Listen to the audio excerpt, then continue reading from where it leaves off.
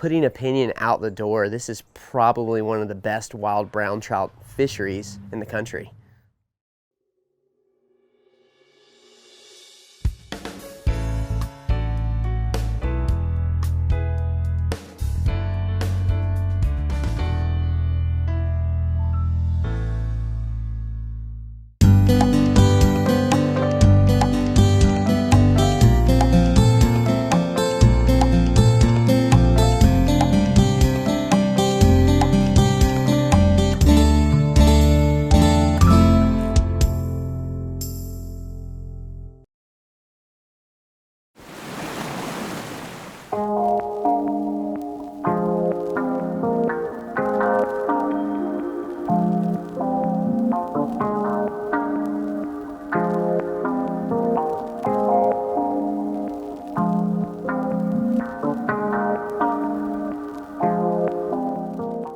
I started fly fishing when I was about 10 years old.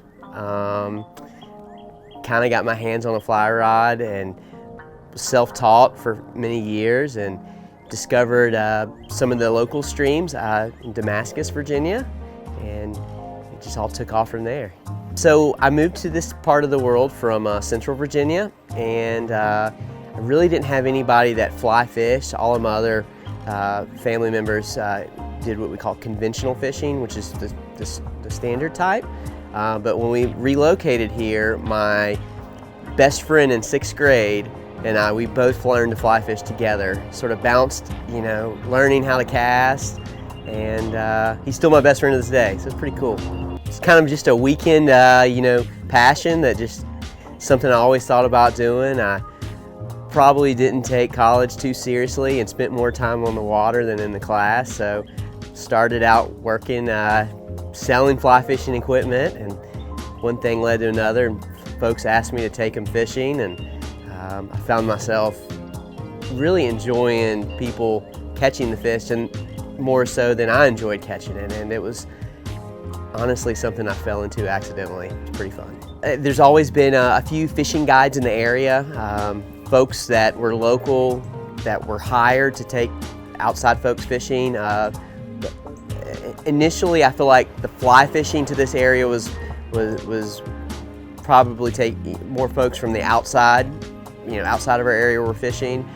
These fishing guides were hiring those folks from Atlanta, Nashville, and I saw that, these guys going down the river in these boats, and thought that, hey, that might be something pretty cool to do, and never in a million years would have thought 16 years later this is what I'd be doing for a living. It's pretty amazing, and it's grown really fast. I started the South Holston River Company at the end of 2015. So, we're still kind of in the infancy of what I would call a business. In our 7th year. It's incredible. Yeah, I never in a million years would have thought it would have transpired into what it has. But a great team of guides behind us makes a great company.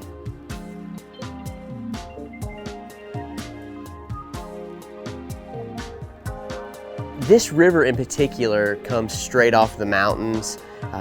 This is the same water that comes off of the mountain in Mount Rogers, Virginia. This is pretty cool to think that. But TVA does a great job of managing the fishery, maintaining minimum flows. And this particular area is very popular, I feel like, for tourism because it's such an easy 4 to 5 hour drive to a lot of major Atlanta, Nashville, Washington, D.C. So we're kind of in a sweet spot of it all. This river is known for its rainbow and brown trout, primarily the brown trout population. The brown trout in this river are wild. They're actually self-sustaining. They're not stocked. They're naturally reproducing on their own, and extremely healthy population. It's putting opinion out the door. This is probably one of the best wild brown trout fisheries in the country. This looks like a miniature turkey baster, and what we're going to do is actually push a little water in this trout's stomach, and this is done properly. It does not hurt the fish, but the idea is when we push water in this trout's stomach, the bulb is going to extract the contents of this fish, what he's eaten earlier today. And as you can see, he's eaten some scuds. These are really small, and these particular scuds are still alive, which is really kind of cool. They only live about 5 to 10 minutes once they're in the fish's stomach. The acids break the insect down and they die. So seeing these insects alive tells us this fish is actively eating. This is a good sign. So if somebody's wanting to learn how to fly fish and it's their first time, this river has so many fish. It's probably one of the best areas to learn how to fly fish. Our biologists say we have 10 to 15,000 trout per mile, and that's a crazy number to think about. But if somebody's wanting to learn how to fish, a day on the water of us, 7 to 8 hours, it's extremely realistic to think that they're going to catch some fish. Sometimes they don't cooperate as well as other days, but it's pretty realistic to come out here and catch at least a few fish every day. And sometimes we'll catch 60, 70, we've even had 100 fish day before out here. A lot of folks, are just not aware of how, fly fishermen mostly release the fish. The funny saying that we like to use is we don't like to kill our business partners. And so we release our fish, and thought process is we'll catch them again another day. So it's kind of a management thing. It's just a choice. But yeah, there's nothing wrong with keeping fish within the perimeters, but we personally just release them. It's kind of our choice.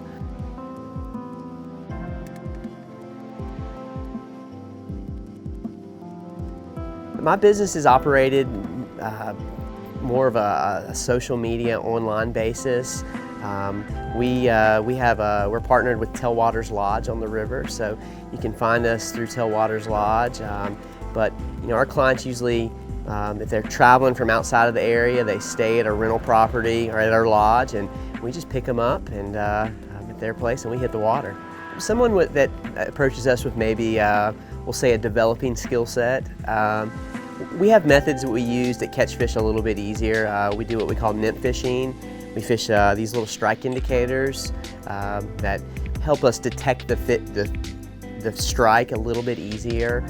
Somebody that might be a little bit more advanced, they like to do dry fly fishing. And that's when we'll present the fly on the surface and actually see the fish eat the fly off the surface. So it's a bit more challenging and it's definitely more fun. There's certain times of the year that's better than others, but from a novice to a veteran angler, there's always an approach we can do typically. A local business guy once told me, he was an experienced angler. He said, I don't really need a guide, but he said, when I show up, your rods are rigged, the knots are tied. He said, it's a much more efficient time on the water. But we do, we're known to be good cooks, good comedians, good business guys, good lawyers, good accountants. We can do it all. So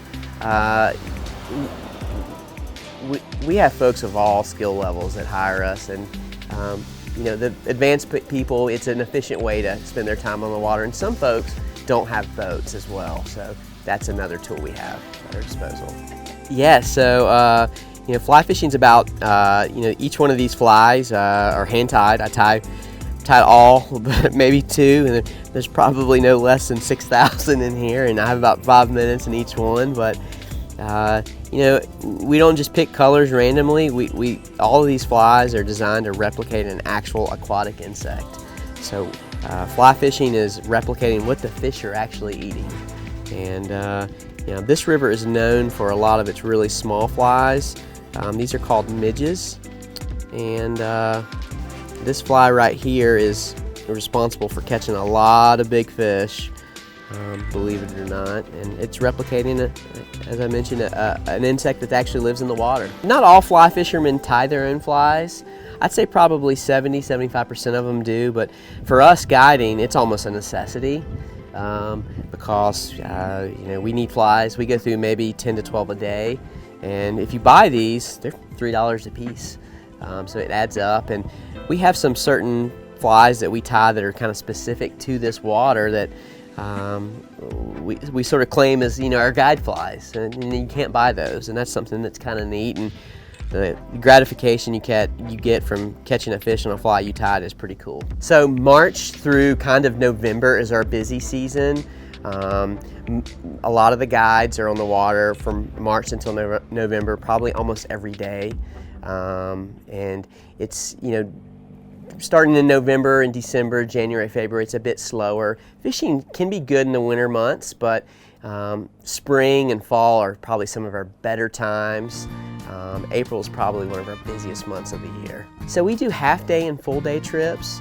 Half-days are 4 hours on the water, and full-day trips can be anywhere from 7 to 9, just depending upon the fishing. But most of the trips we do are full-day. Our staff, we have 17 guides that do this, and we have roughly probably 10 that are what we call full-time, and we have some part-time guides as well. But yeah, we got an awesome team of guides. Honestly, online mostly, and magazine articles, fishing shows, television, but it's a big word-of-mouth thing. We're also, we worked really hard. All of my business and my guides were an Orvis endorsed guide service, which is a pretty big credential to have in our industry.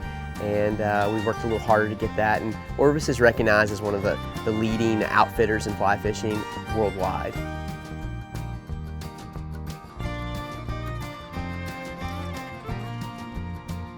I've personally taken folks out in my boat anywhere from 4 to 96 years old. So you can say the age range is pretty variant, but yeah, so we take a lot of kids out. You know, sometimes kids, we're looking at bugs and showing them how fly fishing works and picking up rocks and fishing a little bit and throwing rocks again. So yeah, it's a great family activity. I would say probably our locals to outside areas, I'd say we probably 15 to 20% locals. Since COVID, a lot of people are flying less. We feel like our location here is extremely desirable because it's an easy drive from a lot of major populations, and yeah, so it's 80% easy. So when COVID hit in March of 2020, we really didn't know what was going to happen. We actually canceled all of our trips for March and April, and when May 1 hit, we had an absolute landslide of interest, and we finished up 2020 with 2 months of no business, but at the end of the year, our annual revenue was up 25% with 2 months of no business, and it was just, the interest since COVID has just been, incredible. Definitely, there's some silver linings with COVID. It's really neat to see more people get outside, and especially, this is in our backyard, and this is free. We don't have to pay to come out here. We buy a fishing license and catch fish. This is great entertainment, and it's good social distancing.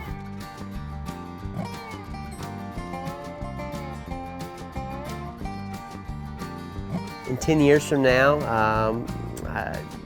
I guess some goals we have is, to be able to supply, a lot of lodging, grow our lodge, have more rentals, especially grow our guide service. Yeah, we got a great footprint here to work in this area, so we like keeping everything local and sort of homegrown. Oh yeah, we should definitely be on the payroll for the Bristol Hotel and Southern Craft in Bristol. We recommend a lot of restaurants and a lot of hotels, but yeah, that's kind of a fun part of the business is telling people about other things to do in the area, the great food we have.